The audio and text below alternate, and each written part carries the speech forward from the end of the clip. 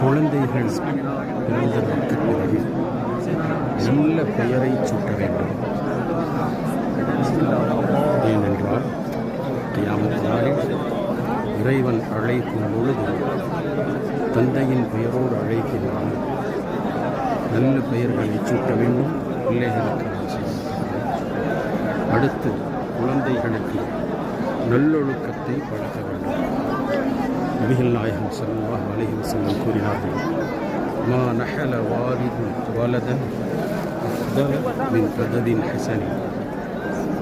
ஒரு தந்தை தன் பிள்ளைக்கு கொடுக்கும் பெரிய அன்பளிப்பு அந்த குழந்தைக்கு நல்லொழுக்கத்தை பழக்குவதென்று கூறினார்.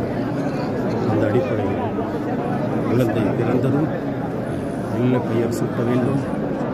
அல்லாஹுவின் பெயர் 99 இருக்கிறது. அந்த பெயரோடு அப்த் என்ற வார்த்தையை சேர்த்து வைத்து அழைக்க வேண்டும். முழு பெயரையும் சொல்லி அழைக்க வேண்டும். நபிகள் நாயகம் ஸல்லல்லாஹு அலைஹி வஸல்லம் அவர்களுக்குரிய பெயர்கள் இந்த பெயர்களையும் சூட்டலாம். முஹம்மத், அஹ்மத் என்ற பெயர் ஆண்கள் பெயரோடு சேர்த்து சூட்டுவது சிறப்புக்குரியதாகும். நல்லொழுக்கத்தை பழக்கும் என்றால் நபிகள் நாயகம் ஸல்லல்லாஹு அலைஹி வஸல்லம் கூறினார்கள்,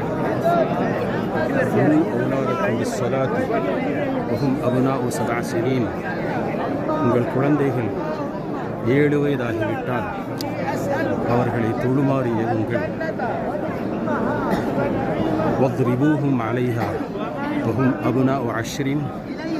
அவர்கள் 10 வயது அடைந்து விட்டால் தொழாவிட்டால் அடித்து தொழச் சொல்லுங்கள்.